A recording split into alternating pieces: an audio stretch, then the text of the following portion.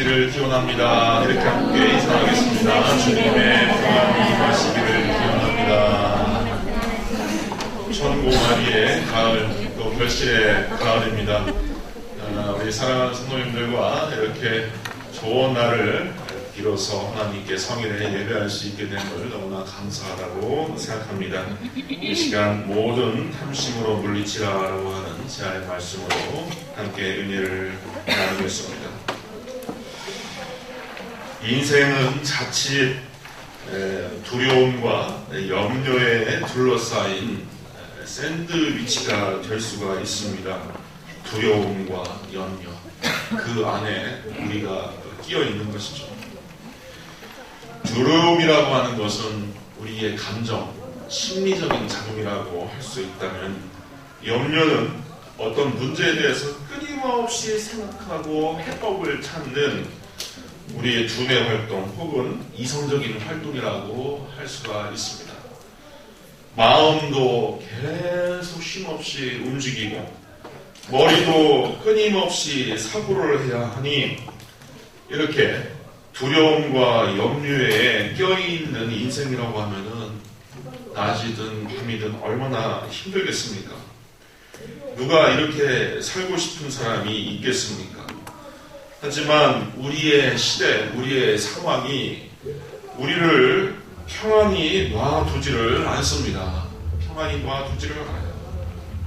근래 우리 한국 사회의 경제계에 이 불경기가 심각하다고 하지 않습니까? 자영업 하시는 분들이 문을 닫는 경우들이 많이 있습니다. 그리고 군론이 분열되어서 이 거리에 이런 사람, 저 거리에 저런 사람들이 대치하고 있습니다. 남북 간에 대치하는 것도 참 문제인데, 또 세대 간에, 이념 간에 대치하는 문제들도 너무 심각합니다. 그리고 우리 한반도를 둘러싼 대외 상황이 녹록지 않아요. 신문을 보고 또 TV 뉴스를 보면은 가슴이 답답합니다. 내 가정, 내 아파트 밖에만 봐도 그런데, 그러면은 우리 성도님들 사시는 거처, 아파트, 그 집안은 어떻습니까? 우리 성도님들. 두려움과 염려라고 하는 문제, 두려움과 염려라고 하는 그림자가 있습니까? 없습니까? 오늘 우리가 함께 나누었던 누가복음 12장의 본문, 12장이 의미하는 본문의 상황도 이와 아주 유사합니다. 일단 오늘 읽은 단락 이전에 누가복음 1장부터 누가복음 12장 1절부터 12절까지 보면, 우리가 읽진 않았습니다. 12장 1절부터 12절까지 보면은 가장 많이 나오는 단어가 바로 두려워하다라고 하는 단어예요. 두려워하다. 헬라어로 포베오라고 씁니다. 영어 공포증을 의미하는 포비아의 어원이기도 합니다. 포비아. 그러니까 오늘 본문의 위쪽으로는 가장 많이 나오는 단어가 두려워하다인데, 또 신기하게도 22절 이하에서 34절까지 또 많이 나오는 단어는 또 염려하다예요. 염려하다. 그런데 사실 우리 예수님께서 우리 인생을 두고서, 제자를 두고서 당부하시는 말씀, 그 포커스는 이겁니다. 염려하지 마라. 걱정하지 마라. 너희에게는 심지어 머리털까지도 다 새신바 되었나니 두려워하지 말라. 너희는 많은 참새보다 더 귀함이라 라고 했습니다. 너의 형편을 낱낱이 헤아리고 너를 보호하고 있고 또 내 길을 지도하고 있고 인도하고 있다라고 하는 그 신앙을 가져라 하는 겁니다. 전지전능하신 하나님께서 우리 성도님들 개인사에 대해서도 하나님께서 신실하게 섭리하신다라고 분명히 예수님께서 가르쳐 주신 겁니다.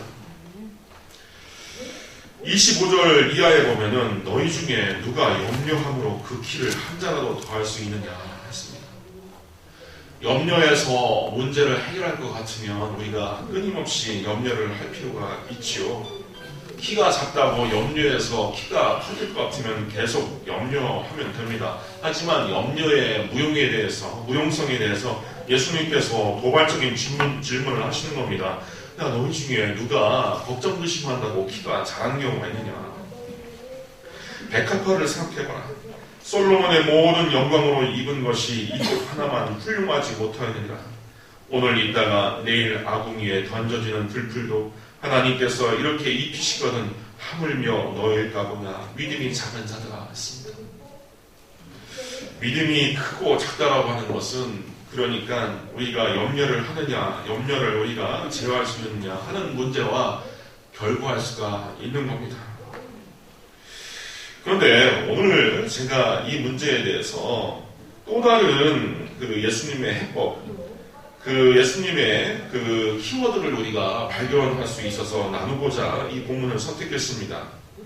15절 상반절에 보면은 그들에게 이르시되 산과 모든 탐심을 물리치라 하겠습니다. 걱정에 대한 이야기, 두려움에 대한 이야기, 염려에 대한 이야기를 하다가 왜 탐심을 물리치라라고 하십니까? 오늘 본문이 기록하고 있는 첫 번째 이야기가 이런 이야기입니다. 그날 수많은 무리 가운데 한 사람이 아버지의 유산 상속 문제를 가지고서 예수님께 가져왔습니다. 선생님, 제 형에게 명하셔서 아버지의 유산을 저와 나누도록 해 주옵소서 간청을 한 겁니다. 율법에 의하면은 재산 문제는 비교적 간단합니다. 형과 동생, 장남과 장남이 아닌 형제들이 2대1로 나누면 됩니다. 하지만 이 간단한 문제를 그 형제들이 해결하지 못하는 것을 보면은 필경 복잡한 사연이 있을 것입니다. 한 도둑이 10경찰 못 잡는다고 이미 이 형이 고약하고 간교한 방식으로 유산을 독차지했을 겁니다. 그래서 동생으로서는 매우 두렵고 염려되는 상황에 처해 있는 것이죠. 21세기 한국에도 비슷한 때로는 더 심각한 문제들이 벌어지곤 합니다. 몇 년 전에 의정부에서 30대 남성이 집에 불을 지른 사건이 있었습니다.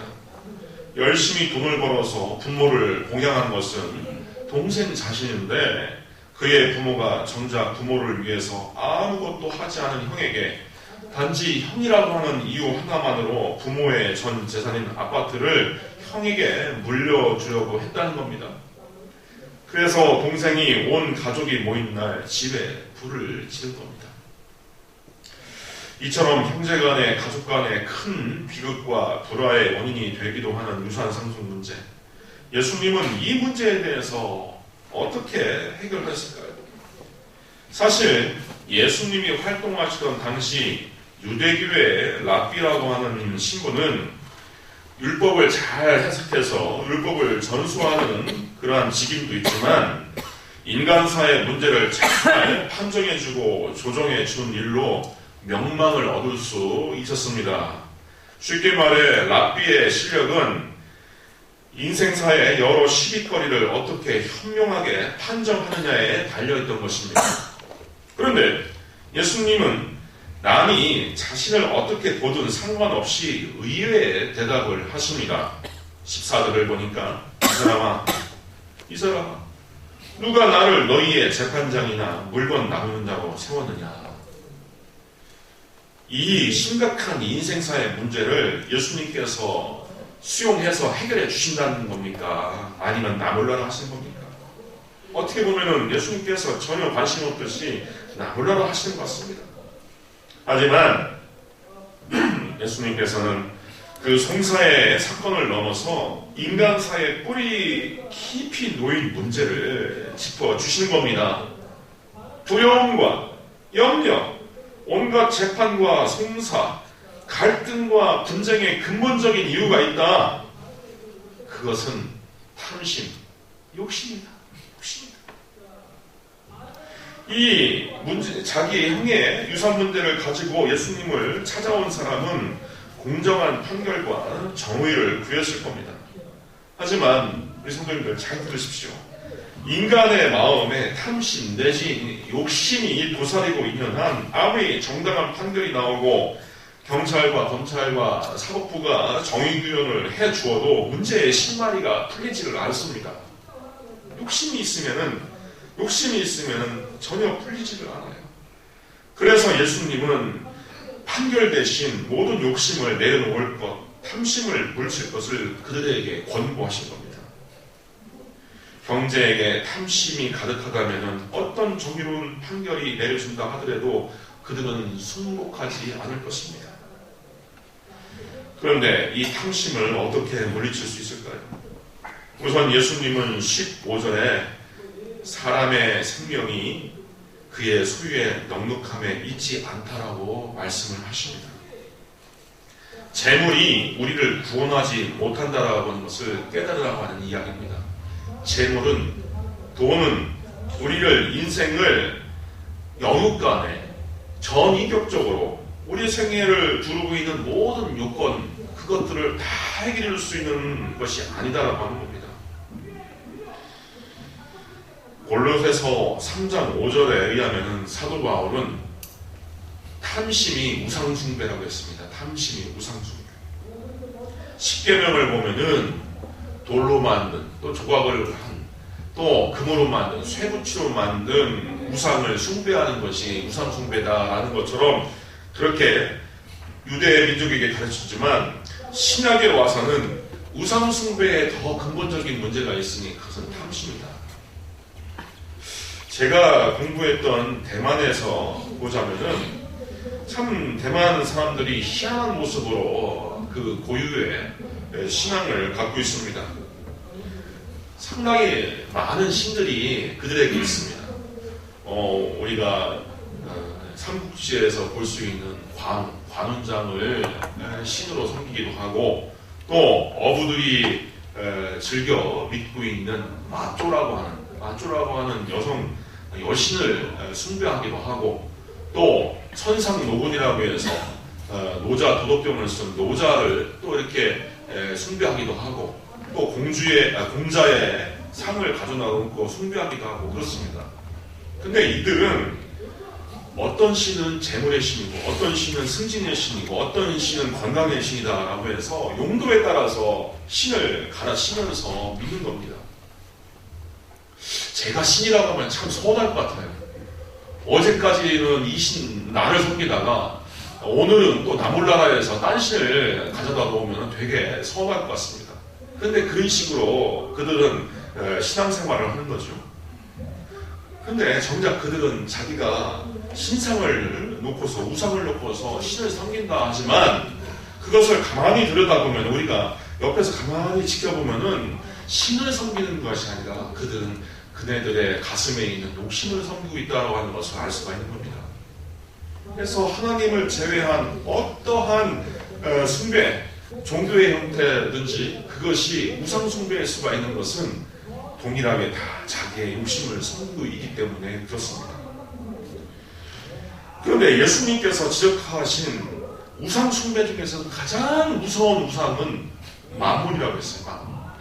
만몬이라고 하는 것은 가나안의 재물의 신인데, 예컨대 산상수훈이라든지 누가복음 16장 13절에 나오는 이러한 교훈 가운데 예수님께서 만몬을 언급하시는 겁니다.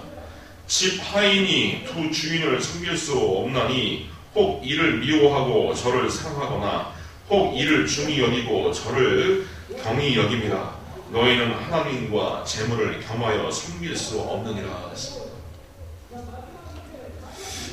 예수님 좀 스케일이 너무 작은 거 아닙니까? 하나님과 바알을 겸하여 섬기지 못한다고 하든지, 하나님과 사탄을 겸하여 섬기지 못한다고 하시든지, 째째하게 겨우 돈입니까? 어떻게 돈이 하나님과 같이 그렇게 능력이 있고 권위가 있을 수가 있겠습니까? 우리가 이런 생각할 수 있지만 예수님은 2000년 전에 그 고대 사회에서 인간의 본성과 또 인간이 얼마나 어디에 무서워하고 무엇에 휘둘릴 수 있는지 그것을 바르게 짚어주신 겁니다.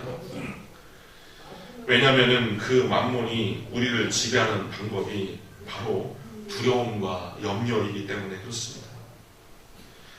오늘 말씀은 우리가 이 탐심이라고 하는 만문 숭배에서 벗어나 하나님께 나오라고 하는 촉구입니다. 하지만 사람들은 대체로 반대의 길을 향하여 갑니다. 탐심이 어디서부터 옵니까? 부의 결핍에서부터 온다고 사람들은 아마 생각할 겁니다. 나는 좀 모자라, 나는 좀 돈이 없어, 나는 빚이 많아, 이런 식으로 재물의 결핍, 부의 결핍에서 탐심이 나온다고 생각할 거예요. 그저 소유가 넉넉하지 못한 데서 나오는 부작용이 탐심이 아닐까, 우리 성도님들이 그렇게 생각할 수 있을 겁니다.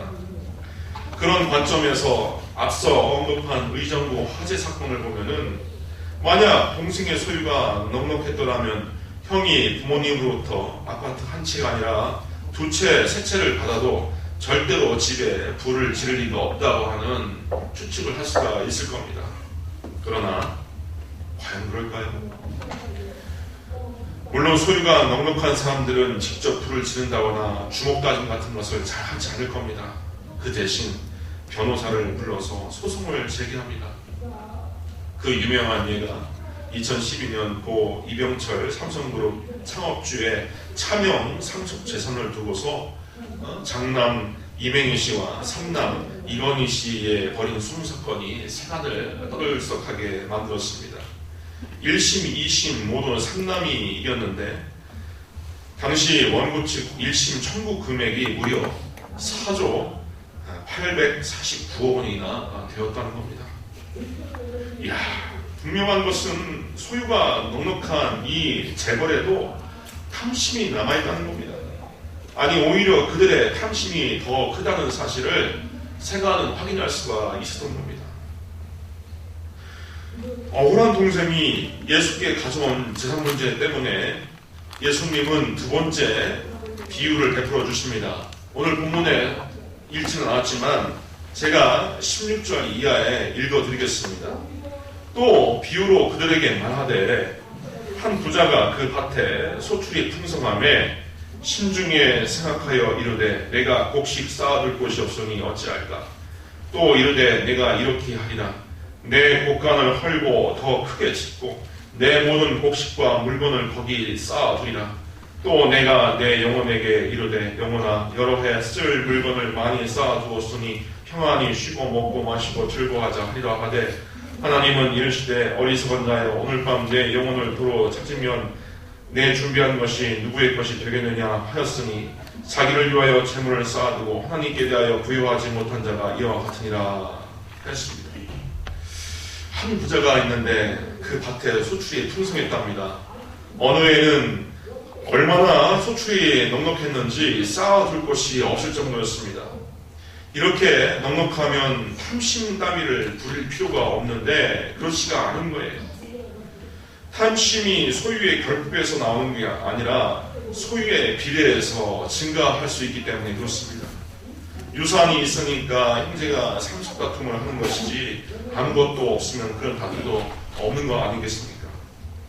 근데 이 부자를 보니까 탐심이 많으니까 두려움도 많고 염려도 많게 된 겁니다.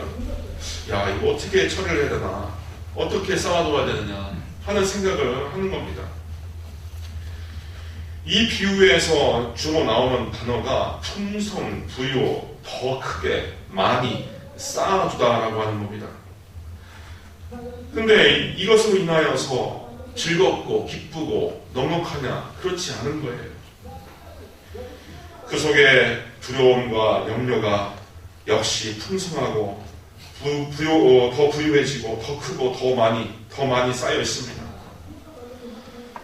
그리고 그 부자는 마침내 그 계획을 성취해냅니다. 즐거운 독백처럼 그저 편히 쉬고 먹고 마시고 즐거워하는 것은 가능할 수 있었던 것처럼 보입니다.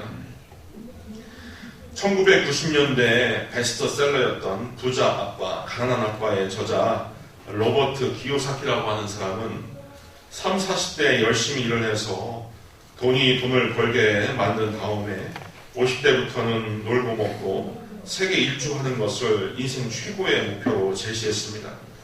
이 책 제목 기억하신 분들 많이 있을 겁니다. 부자 아빠, 가난한 아빠. 이 책이 잘 팔리니까 많은 젊은이들이 그 책을 따라서 그러한 삶을 인생 프로젝트로 삼았습니다. 그런데 예수님은 오늘 본문에 의하면은 그런 방식으로 사는 사람을 어리석다라고 하는 겁니다.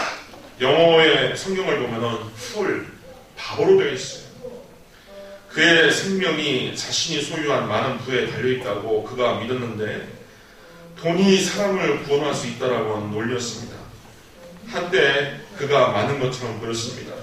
그가 조금만 넘쳐도 쌓아둘 곳이 없는 기존의 작은 곳간을 허들고 이제 아무리 쌓고 쌓아도 그 끝이 없는 더 크고 완벽한 곳간을 지었을 때 그의 신념이 옳다는 것을 입증한 듯하게 보였습니다.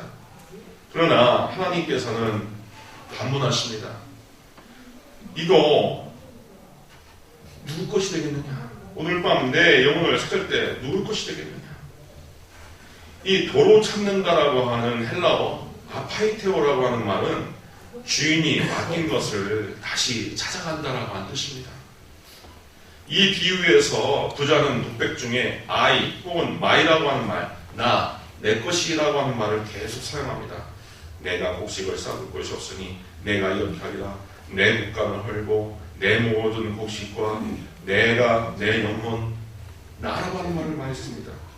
그러니 이 부자는 자기 것을 자기 것으로만 그렇게 알았던 것이죠. 하지만 하나님의 관점에서 예수님께서 가르쳐주고 싶은 관점은 그것을 찾아가는 이 하나님의 것이다 라고 하는 겁니다. 따라서 그가 소유한 모든 것들도 다 그의 것이 아니라 참 주인이신 하나님으로부터 그가 받아 잠시 동안 사용했던 점유물에 불과했던 것입니다.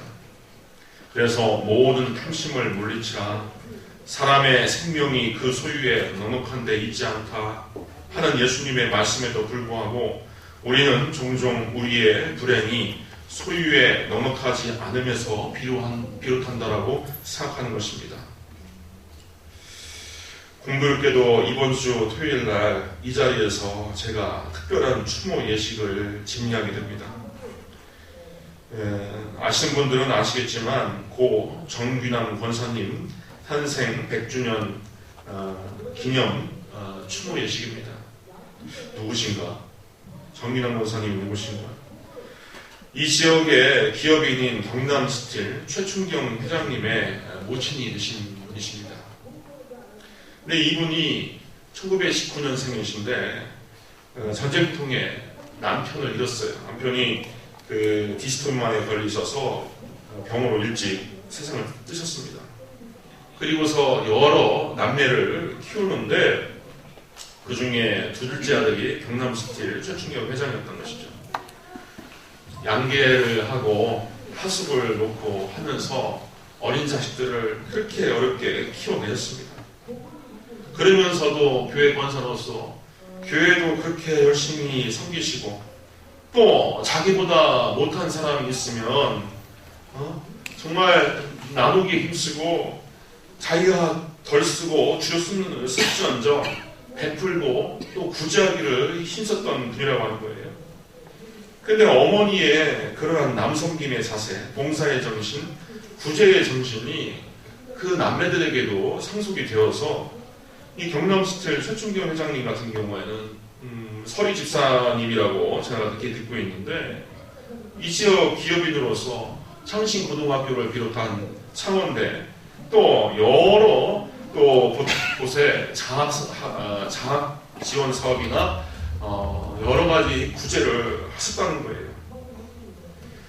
이런 얘기를 하면 사실 낯간지러워서 밝히기가 좀 어렵지만 푼돈이 아니라 그야말로 억대를 이렇게 출자해서 지원을 하셨던 것이죠.